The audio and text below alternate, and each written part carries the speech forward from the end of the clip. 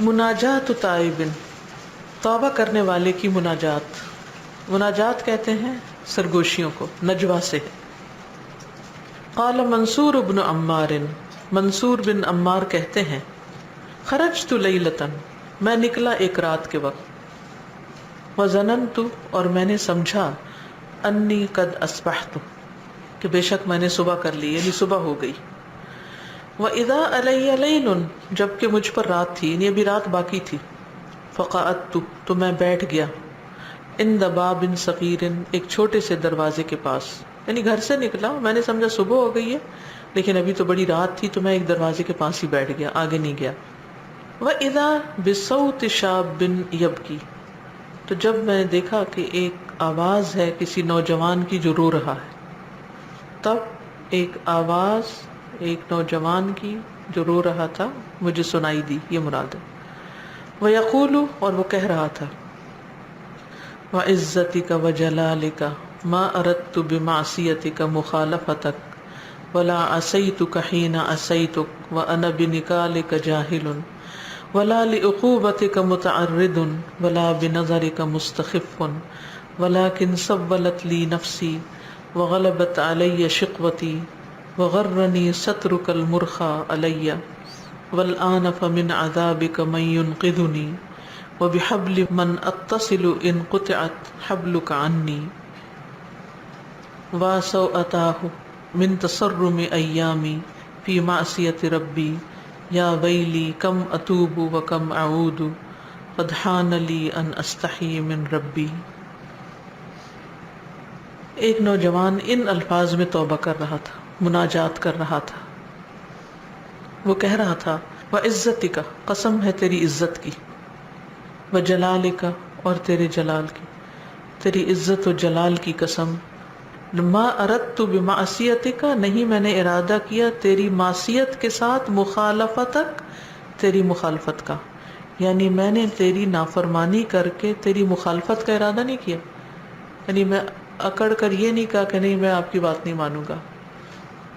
اللہ تعالیٰ کی مرضی کے جان بوجھ کے خلاف میں نے کام نہیں کیا. ولا عصیتک، اور نہ میں نے تیری نافرمانی کی، ہی نہ عصیتک، جب میں نے تیری نافرمانی کی. وانا بنکالک جاہل، اور میں تیری سزا سے لا علم تھا. یعنی ایسا بھی نہیں تھا کہ میں تیری سزا کو جانتا نہیں تھا. نکال ہوتا ہے یا نکال اور نکال ہوتا ہے، نکال لما بین، یعنی تیری سزا کا مجھے پتہ بھی تھا کہ اس گناہ پر یہ سزا ملے گی. کیونکہ انسان عام طور پر جب گناہ کرتا ہے تو یا تو وہ یعنی کسی کی بات نہیں مانتا تو اس کی مخالفت میں نہیں مانتا، یا پھر اس کو پتہ نہیں ہوتا کہ اس کے کانسیکوینسز کیا ہیں. وہ کہتے ہیں یہ دونوں باتیں نہیں تھیں. ولا لعقوبتک متعرض، اور نہ تیری سزا کا نشانہ بننے والا ہوں. ولا بنظرک مستخف، اور نہ تیری نگاہ کو ہلکا جاننے والا کہ تو دیکھ رہا ہے، مجھے یقین تھا تو دیکھ رہا ہے. یعنی بعض اوقات یہ ساری کیفیات ہوتی ہیں جب ہم گناہ کر رہے ہوتے ہیں. ولیکن سولت لی نفسی، لیکن آسان کر دیا میرے لیے میرے نفس نے. وغلبت علی شقوتی، اور غالب آ گئی مجھ پر میری بد نصیبی. وغرنی سترک المرخا، اور دھوکے میں ڈال دیا مجھے تیرے پردے نے جو ڈالا ہوا تھا، علیہ مجھ پر، یعنی تو میرا گناہ چھپا رہا تھا. میری بدبختی مجھ پہ غالب آ گئی، اور تیرا پردہ جو مجھ پہ تھا میرے عیب کو چھپانے والا، اس سے مجھے دھوکا ہو گیا. والآن، اور اب، فمن عذابک من ینقذنی، پس تیرے عذاب سے کون مجھے بچائے گا. وبحبل من اتصل ان قطعت، اور کس کی رسی میں تھاموں گا اگر کٹ گئی، حبلک انی، تیری رسی مجھ سے. اب میں کس کی رسی پکڑوں گا، یعنی کس سے تعلق قائم کروں گا جو اگر تیری رسی مجھ سے کٹ گئی، نہیں تیرا تعلق مجھ سے کٹ گیا. وَسَوْأَتَاهُ، ہائے برا ہو، ہائے میرا غم. من تسرم ایامی فی معصیت ربی، گزرنے پر میرے دنوں کے میرے رب کی معصیت کی وجہ سے. یا ویلی، ہائے افسوس مجھ پر. کم اتوب، میں کتنی دفعہ توبہ کروں. وکم اعود، اور کتنی دفعہ واپس پلٹوں، یعنی بار بار توبہ کروں. قد حان لی، تحقیق وقت آ گیا ہے میرے لیے، ان استحی من ربی، کہ میں شرماؤں اپنے رب سے، مجھے رب سے شرمانا چاہیے، حیا کرنی چاہیے اور گناہوں سے رک جانا چاہیے۔ اس کی میں رننگ ٹرانسلیشن پڑھتی ہوں تاکہ بات پوری طرح ایک سٹریچ میں سمجھ آئے۔ ایک نوجوان رو رہا تھا اور کہہ رہا تھا، اللہ تعالیٰ سے باتیں کر رہا تھا، تیری عزت و جلال کی قسم، میں نے تیری نافرمانی کر کے تیری مخالفت کا ارادہ نہ کیا۔ جب میں نے تیری نافرمانی کی تھی تو اس لیے نافرمانی نہیں کی تھی کہ میں تیری سزا کو جاننے والا نہ تھا، اور نہ تیری سزا کا نشانہ بننے والا ہوں، اور نہ تیری نظر کو ہلکا جاننے والا ہوں، لیکن میرے نفس نے میرے لیے اس گناہ کو مزین کر دیا، گناہ کی اٹریکشن نے مجھے گناہ پہ مجبور کر دیا، میری بد نصیبی مجھ پر غالب آ گئی، اور تیرے اس پردے نے مجھے دھوکے میں ڈالا جو تو نے میرے عیبوں پر ڈالا ہوا تھا، اور اب مجھے تیرے عذاب سے کون بچانے والا ہے؟ میں کس کی رسی کو تھاموں اگر تیری رسی مجھ سے کٹ گئی؟ ہائے غم میرے ان دنوں پر جو میرے رب کی نافرمانی میں گزر گئے، ہائے افسوس میں کتنی دفعہ توبہ کروں، میں کتنی دفعہ واپس پلٹوں، اب مجھ پر وقت آ چکا ہے کہ میں اپنے رب سے شرم کر لوں۔ اصل میں جس شخص کے دل کے اندر واقعی گہرا زخم لگتا ہے گناہوں کا، اسی کے اندر سے ایسے الفاظ نکلتے ہیں پھر توبہ کے لیے۔ وہ صرف رٹے رٹائے الفاظ ہی پڑھ کر نہیں سمجھ لیتا کہ اس نے توبہ کر لی، کیونکہ بعض اوقات ہم کچھ دعائیں رٹ لیتے ہیں یا کوئی تسبیح رٹ لیتے ہیں اور پھر اس رٹی ہوئی تسبیح کو دہرا دیتے ہیں، اور ہم کہتے ہیں ہم نے دن میں 100 بار استغفار پڑھ لی۔ تو 100 بار استغفار پڑھنے کی چیز نہیں، کرنے کی چیز ہے، صرف پڑھنا نہیں کرنا ہے۔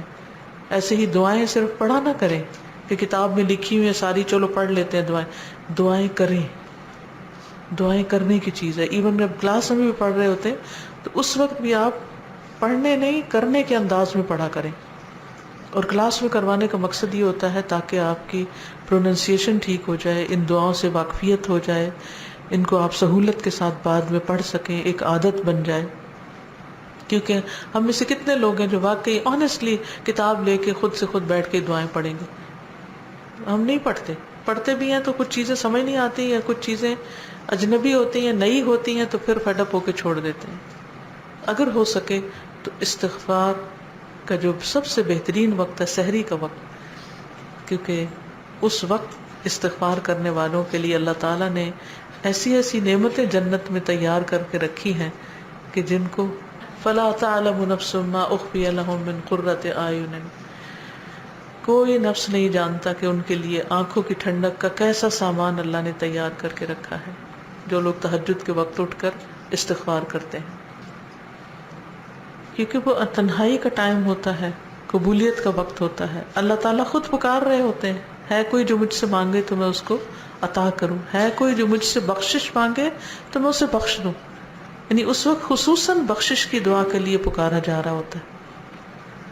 مجھے تو مطلب ان نوجوان کا جو اعتراف ہے نا اور پہچان ہے اپنے اندر کی نیت کی کہ مجھے سب پتا تھا کہ یہ غلط ہے، تو دیکھ رہا ہے، سب کچھ پتا ہونے کے باوجود مجھ سے ہوا ہے، پھر اللہ کے سامنے بعض اوقات مجھے ایسے لگتا ہے کہ جب ہم اپنے گناہ کا اعتراف بھی کرتے ہیں تو بھی ہم ریزسٹ کر رہے ہوتے ہیں، ہمارا دل نہیں ہوتا کہ ہم پوری طرح، ہمارا ضرور یہ دل ہوتا ہے کہ ہم کسی نہ کسی طریقے سے کسی اور کو بھی بیچ میں الزام دیں کہ اس کی وجہ سے یہ مجھ سے ہوا ہے۔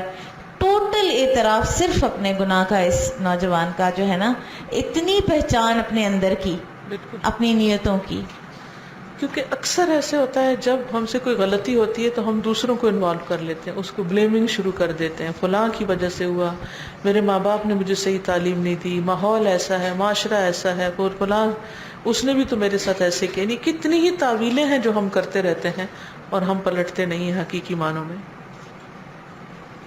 علامات التائبی، توبہ کرنے والوں کی نشانیاں۔ اب یہ نشانیاں اپنے اندر ڈھونڈنی ہے کہ کیا ہمارے اندر ہیں اور واقعی ہم سچی توبہ کر رہے ہیں۔ قال بعض الحکماء انما تعرف توبۃ الرجل من 6 اشیاء، بعض حکیموں نے کہا، یعنی جو وائز پرسن ہیں، عقل مند لوگ ہیں، حکمت رکھنے والے، سمجھ رکھنے والے، انما تعرف، بے شک پہچانی جاتی ہے، توبۃ الرجل، ایک شخص کی توبہ من ستت اشیاء، ان 6 چیزوں سے، 6 باتوں سے توبہ پہچانی جاتی ہے کہ واقعی کسی نے سچی توبہ کی ہے.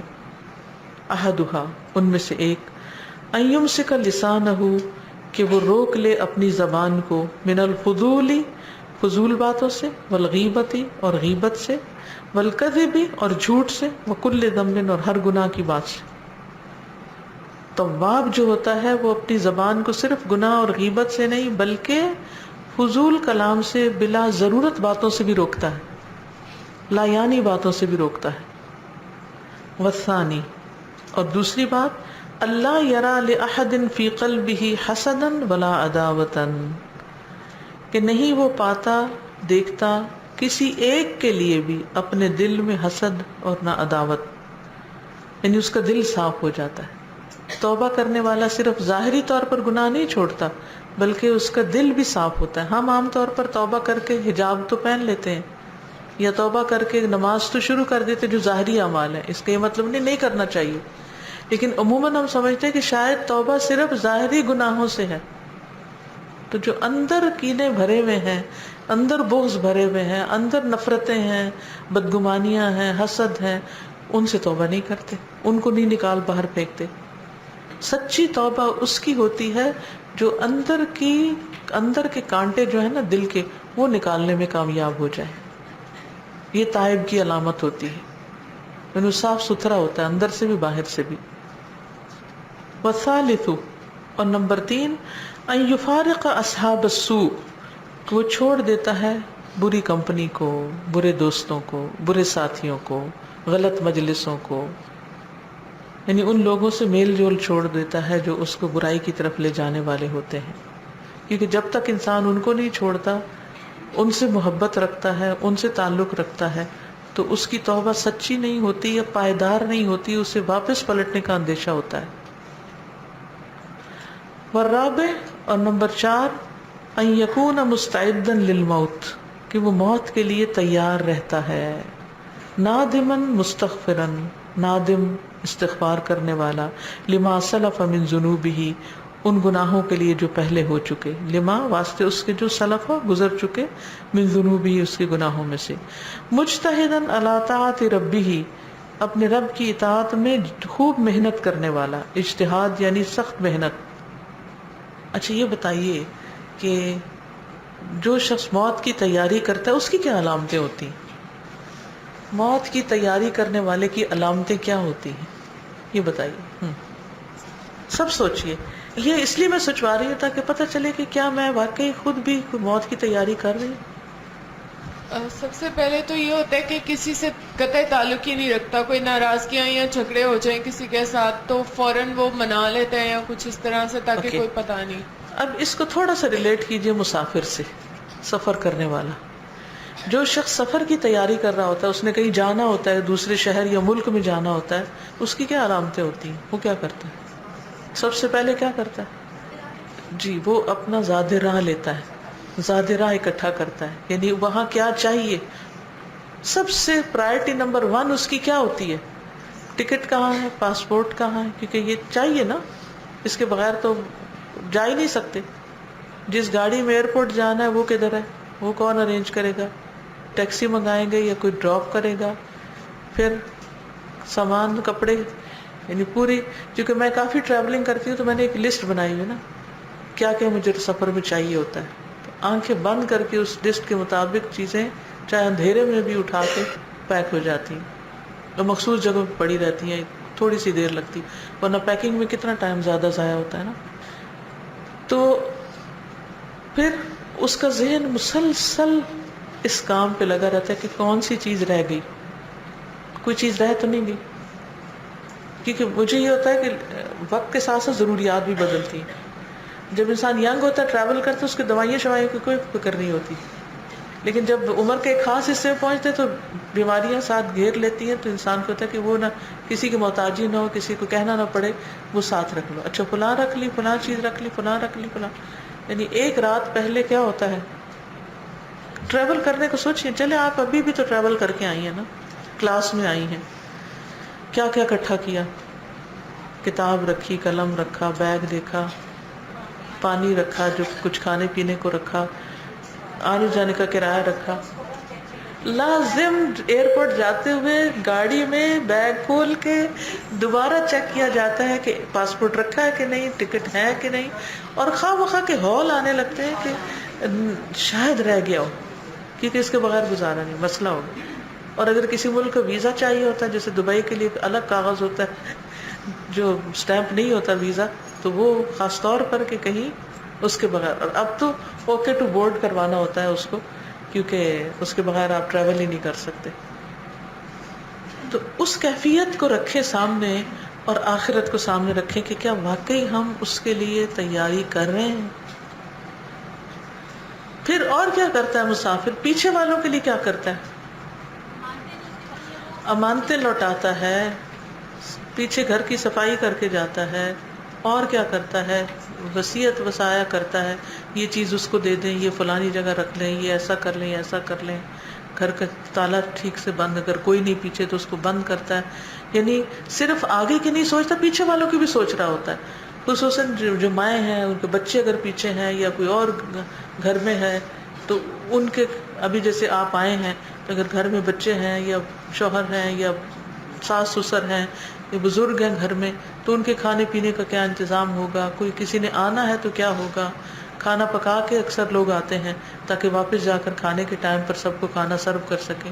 یہ تیاری ہے نا, یہ آنے کی تیاری ہے. ایون واپس جا کر جو کرنا ہے اس کو بھی کر کے آتے ہیں تاکہ مشکل نہ پڑے اور یہ رکاوٹ نہ آئے اس میں. تو ہم سب آخرت کے مسافر ہیں, ہماری کیا تیاری ہو رہی ہے. اور اگر آپ نے شفٹنگ کرنی ہے پوری کی پوری, ایک ہے عارضی ٹریولنگ اور ایک ہے کمپلیٹ شفٹنگ, آپ مائگریٹ کر کے جا رہے ہیں, امیگریشن پہ ہو گئی آپ کی, آپ جا رہے ہیں کسی اور ملک, پھر کیا کرتے ہیں؟ ان سب چیزوں کو جو بھی کوئی بات کر رہے ہیں نا, اس کو آخرت کے سفر سے ریلیٹ کرتے جائیں آپ. میرے ہسبینڈ ایئر فورس میں تھے ایکچولی نا, تو ہماری ہر 3 سال کے بعد تقریباً پوسٹنگ ہو جاتی تھی. تو آپ یقین کریں کہ ہم گھر کی سوئی سے لے کر, کہتے ہیں کہ ایک ایک چیز ہمیں اٹھا کر لے کے جانی پڑتی ہے, اور یہ اتنا مشکل ہوتا ہے نا کہ, اور پھر اکیلا انسان ہوتا ہے, کوئی ساتھ ماں باپ یا بہن بھائی نہیں, دور دور ہوتے سب, روز خود اکیلے ہی کرنا پڑتا ہے بالکل. تو ہر چیز وہ اٹھانی پڑتی ہے. تو پھر آپ ایکسٹرا سامان صفائی بھی بہت رکھتے آتی ہیں. ہے. صفائی اس لحاظ سے میں نے دیکھا کہ گھر کا جو چیزیں پڑی ہوتی ہیں وہ ہم ایسے پھینک آتے ہیں, چھوڑ آتے ہیں کہ یہ زائد چیز ہے نا, صرف وہی چیزیں رکھتے ہیں کہ جو. سب سے بڑا فائدہ جگہ شفٹ کرنے کا یہ ہوتا ہے کہ سب فالتو سامان نکل جاتا ہے. کوئی زائد ضرورت چیز انسان کو ہیڈ ایک لگتی کہ اس کی کیا بلا میرے سر پہ پڑی ہوئی کہ روز اس کی ڈسٹنگ کرو اور پھر اس کو پیک کرو اور پھر دوسرے شہر لے جاؤ. ان سب چیزوں سے ایون اگر نہ بھی سفر کرنا ہو تو مجھے ہمیشہ یہ ہوتا ہے کہ جو جن چیزوں کو ہم نے بازو کا سجا کے رکھا ہوتا ہے ان کی ڈسٹنگ میں کتنا ٹائم لگتا ہے, اور وہ ٹائم کسی اور پروڈکٹیو کام میں لگ جائے. ہم بعض اوقات کہتے ہیں نا سروینٹس وہ کرتے رہیں گے, میں کہتی ہوں جو ہم اپنے لیے چاہتے ہیں وہ سروینٹس کے لیے کیوں نہیں چاہتے. اگر ہم چاہتے ہیں کہ ہمیں تھوڑا سا سانس ملے اور ہم آرام کر لیں, یا ہم کوئی ذکر اذکار کر لیں, یا ہم کوئی پڑھنے پڑھانے کا کام کر لیں, تو ان کو کیوں نہیں مہلت دیتے. تو مسافر کا سامان مختصر ہوتا ہے, آخرت کی تیاری کرنے والے کے پاس فالتو چیزیں نہیں ہوتی, وہ ان کو ٹھکانے کرتا رہتا ہے, ہلکا پھلکا ہوتا ہے. عقل مند مسافر وہ ہوتا ہے جو سفر میں بہت سامان نہ لے کے چلے. جو چیزیں لینڈ کرتے ہی فوراً چاہیے ہوتی ہیں نا, وہ اپنے سامنے رکھتا ہے اور ان کو گم نہیں ہونے دیتا. اسی طرح نمازیں یا کوئی بھی ایسی چیز جو فوری چاہیے, وہ یہ نہیں کرتا اچھا لیٹ کر لیں گے, اچھا بعد میں پڑھ لیں گے, اس کی مکمل پوری طرح حفاظت ہونی چاہیے. بالکل. یعنی کہ اب آخرت کے سفر پر آ جائے, جو انہوں نے پرائرٹیز والی بات کی نا, سفر میں بھی ایک بکسا ہم بک کرا دیتے ہیں, دوسری ٹرالی ہوتی ہے جس میں سیکنڈری چیزیں ہوتی ہیں, اور ایک ہینڈ بیگ ہوتا ہے جس میں بہت ہی امپورٹنٹ چیزیں ہوتی ہیں. اب اسی طرح آخرت کے سفر کے بارے میں سوچئے, ہم کیا تیاری کر رہے ہیں, کیا کیا چیزیں ہم نے بکنگ کرانی شروع کی ہوئی ہے, ساتھ ساتھ بھیج رہے ہیں, کیونکہ وَلْتَنْظُرْ نَفْسٌ مَا قَدَّمَتْ لِغَدٍ, ہر شخص کو دیکھنا چاہیے کل کے لیے کیا بھیج رہا ہے. السلام علیکم. جی میں تو یہ سوچتی ہوں کہ جب ٹریول میں بھی الحمدللہ کافی کرتی رہتی ہوں, تو جب ایک وہ بیگ بن جاتا ہے نا, تو میں پیچھے سب دیکھتی ہوں کہ اتنا کچھ میں سے اس بیگ کو بنانا کتنا مشکل تھا, کہ کون کون سی ضرورت کی چیز ہے اصل, وہ نکال کے اس میں ڈالنا, اور اتنے زیادہ سامان میں سے اصل تو ہمیں صرف یہی ایک بیگ چاہیے, بالکل. اور اس کو بنانا کتنا مشکل ہے, اتنا ہم نے زندگی میں بکھیرا ڈالا ہوا ہے اپنے ارد گرد. اصل کام کی جو چیزیں وہ اتنی تھوڑی سی ہو جاتی ہیں اور ان میں ہمارا ٹھیک گزارا ہوتا ہے. بالکل. باقی اگر آپ پروڈکٹیو زندگی گزارنا چاہتے ہیں نا تو ایکسٹراز کو ہٹا دیجیے. آپ کا اس سے اللہ کی طرف دھیان اور بڑھے گا. جو فالتو چیزیں ہوتی ہیں نا وہ ہماری توجہ لے لیتی ہیں, وہ توجہ چاہتی ہیں. اگر توجہ نہیں دیں گے تو وہ ڈسٹنگ سے بھر جائیں گی اور اگلی لگیں گی, یعنی آپ کو پورا ماحول خراب کر دیں گی, آپ کے مائنڈ کے اندر کلیئرٹی نہیں ہوگی.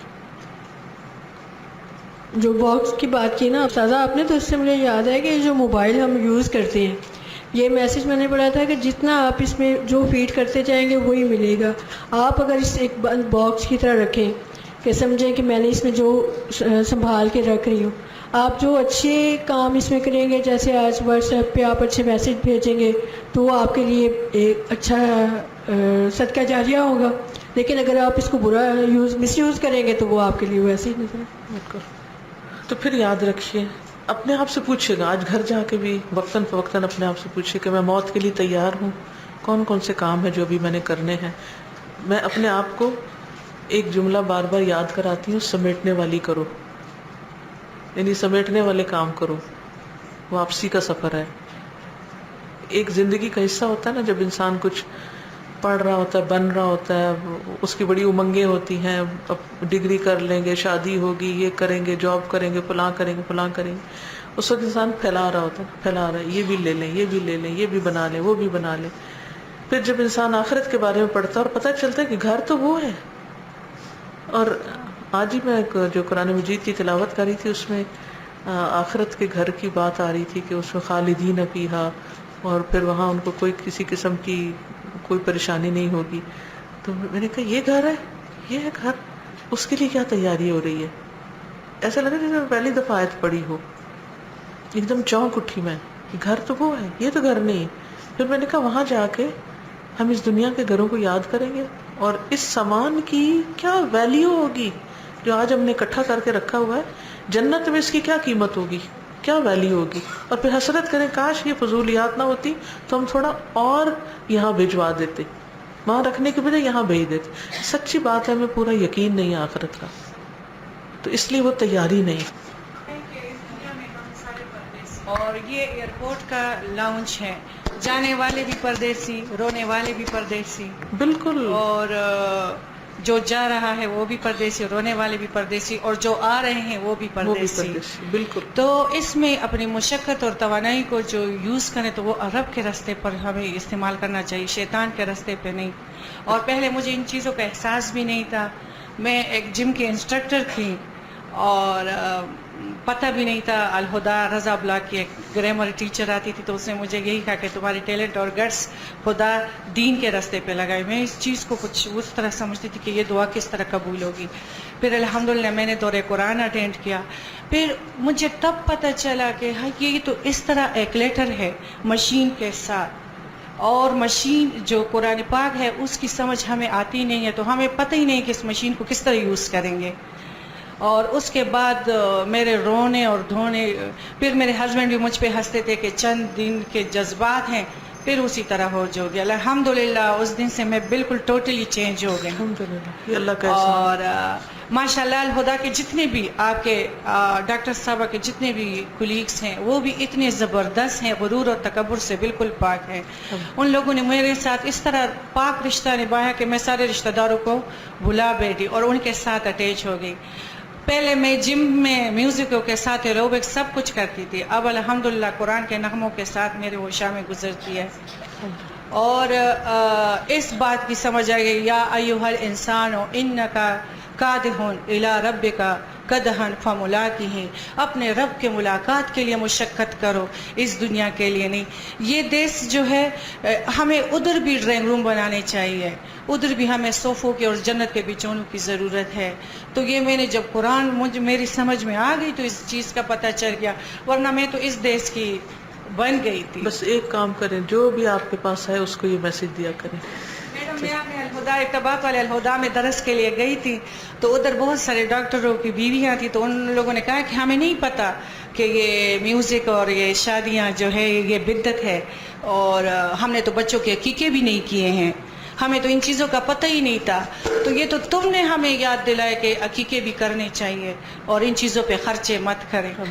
تو الحمدللہ اب اس راستے پہ لگ گئی ہوں. اللہ تعالیٰ اس کا جزا اور اجر جو ہے میرے الہدا والوں کو اور دونوں آپ بہنوں کو عطا کر دیں. انشاءاللہ. آپ وعلیکم سے شیئر کرنا چاہتی ہوں کہ میری ایک کولیگ تھیں، فوت ہو چکی ہوئی ہیں، وہ بول نہیں سکتی تھیں، اور انہوں نے مجھے ایک دفعہ اپنے ساتھ شیئر کیا تھا، میرے ساتھ ایک واقعہ شیئر کیا تھا کہ وہ بیمار ہو گئی تھی بہت زیادہ. تو انہوں نے دیکھا تھا کہ ان کی روح نکل کے ان کی چھت پہ چلی گئی ہے، مطلب جو ڈاکٹرز نے ان کو چیک کر رہے تھے نا، ان کو پمپ کر رہے تھے. تو کہتی میں نے خود اپنی روح کو دیکھا تھا کہ وہ چھت پہ لگی ہوئی تھی اور مجھے دیکھ رہی تھی، اور میں کہہ رہی تھی کہ میں نیلی چھت پر کھڑی ہے. تو کہیں تھی کہ ڈاکٹرز کہہ رہے تھے ختم ہو گئی، لیکن اس کے بعد ان کی روح واپس اس کے اندر آ گئی، ان کے اندر آ گئی. تو میں جب بھی ان کو میسج کرتی تھی، چاہے رات کے آپ 2 بجے کریں 4 بجے کریں، ہمیشہ وہ مجھے جاگتی ملتی تھیں. تو میں ان سے کہتی تھی کہ آپ اتنی رات گئے کیا کرتی رہتی ہیں؟ تو کہتی تھی میں کام کرتی رہتی ہوں، اور وہ سوتی بھی چیئر کے اوپر تھیں. اب وہ فوت ہو چکی ہیں، لیکن ان سے صحیح مجھے سمجھ آئی تھی کہ یہ آخرت کے لیے کام کرنا کیا ہوتا ہے. ان یکون مستعدا للموت نادما مستغفرا لما سلف من ذنوبه مجتہدا علی طاعت ربہ، اپنے رب کی اطاعت پر کوشش کرنے والا، سخت محنت کرنے والا. والخامس، اور 5ویں بات، ان یذهب عنہ فرح الدنیا کلھا من قلبہ ویرا حزن الآخرۃ کلھا فی قلبہ. ان یذهب عنہ، کہ چلا جائے اس سے، فرح الدنیا، دنیا کی خوشی، دنیا کی خوشی اس کے دل سے نکل جائے. کلھا من قلبہ، ساری کی ساری، یعنی دنیا پہ خوش ہونے والا نہ رہے. ایسا ہوتا ہے نا جب ہمیں کچھ ملتا ہے تو ہم بڑے خوش ہو جاتے ہیں، چاہے تعریف ملے چاہے کوئی بھی چیز، یہ چیزیں اس کو خوش کرنے والی نہ ہو، یہ اس کے ٹریگرز نہ ہوں، بلکہ نیک عمل کی جب توفیق ملے تو وہ اس کے لیے خوشی کا باعث ہو.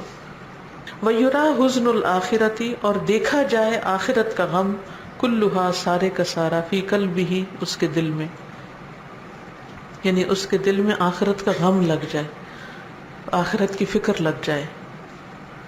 یہ تائب کی علامت ہوتی. والسادس، اور نمبر 6، ان یرا نفسہ فارغا اما ضمن اللہ تعالی من الرزق، یہ کہ دیکھے اپنے نفس کو فارغ، اما اس سے جو ضمن اللہ، ضمانت دی اللہ تعالی نے، من الرزق، رزق سے، مشتغلا بما امر بہ، مشغول ہو کر اس چیز کے ساتھ جس کا اس نے حکم دیا اس کو. اس کا یہ مطلب نہیں عملی کوشش چھوڑ دے اور رزق کے لیے جو کوئی جاب کر رہا ہے یا جو کوئی بزنس کر رہا ہے اس کو چھوڑ دے، یہ نہیں مطلب. اس کا مطلب یہ ہے کہ اس کا ہم و غم نہ پالے، کوشش کرے، محنت کرے، لیکن ہم و غم آخرت کا ہو. ہم سب کو اپنے دلوں کو چیک کرنا چاہیے کہ ہمارے دل میں دنیا کا غم زیادہ ہے، آخرت کا غم زیادہ ہے، کون سا غم ڈومینیٹنگ ہے. بعض اوقات ہم اپنے بچوں کا غم پالے ہوئے ہوتے ہیں، بچے نہیں ہیں، بچے زیادہ ہیں، بچوں کی شادی نہیں ہوئی، بچوں کا مستقبل کیا ہوگا، وغیرہ وغیرہ. بس 30-40 سال کی بات ہے، 50-60 سال کی بات، یہ سارا کچھ ایسے ہوگا جیسے کچھ تھا ہی نہیں. سب وقت گزر جائے گا، کوئی وقت نہیں ٹھہرے گا، کچھ انہیں ملا یا نہ ملا. اور آپ دیکھیں غریب سے غریب لوگ بھی سروائیو کر جاتے ہیں، ہمارے بچے بھی سروائیو کر جائیں گے، ہم بھی سروائیو کر جائیں گے. اللہ سے خیر اور فضل مانگتے رہنا چاہیے، لیکن اس چیز کو کہ ہائے میرا کیا بنے گا، کل کا کیا ہوگا، بچوں کا کیا ہوگا، اس کا غم نہیں پالنا چاہیے. ہم کیا لے کے پیدا ہوئے تھے اور آج کتنی چیزوں کے مالک ہیں. تو اسی طرح ہمارے بچے بھی اللہ ان کا وارث ہے. ہم کچھ نہیں کر سکتے، ہم صرف کوشش کر سکتے اور کوشش کرتے رہنا چاہیے. ہماری مشغولیت کس چیز میں ہونی چاہیے کہ اللہ نے کس چیز کا ہمیں حکم دیا، کیا کرنے کی ضرورت ہے، ہمارے فرائض کیا ہیں. فَإِذَا وُجِدَتْ فِيهِ هَذِهِ الْعَلَامَاتِ، پھر جب پائی جائیں اس کے اندر یہ علامتیں، فَهُوَ مِنَ الَّذِينَ قَالَ اللَّهُ تَعَالَى فِي حَقِّهِمْ، تو وہ ان لوگوں میں سے ہے جن کے بارے میں اللہ تعالیٰ نے فرمایا ان اللہ یحب التوابین ویحب المتطہرین، یقیناً اللہ محبت رکھتا ہے، محبت کرتا ہے توبہ کرنے والوں سے، یا بہت زیادہ توبہ کرنے والوں سے، اور وہ محبت رکھتا ہے جو بہت پاک صاف رہتے ہیں. ان اللہ يحب التوابین ويحب المتطہرین. تو ان علامات کو بھی یاد رکھیں اور اپنے اندر چیک کرتے رہیں. ٹھیک ہے، چلیے آج کے لیے اتنا ہی کافی ہے. سبحانک اللہم و بحمدک، اشہد ان لا الہ الا انت، استغفرک و اتوب الیک. السلام علیکم و رحمۃ اللہ وبرکاتہ.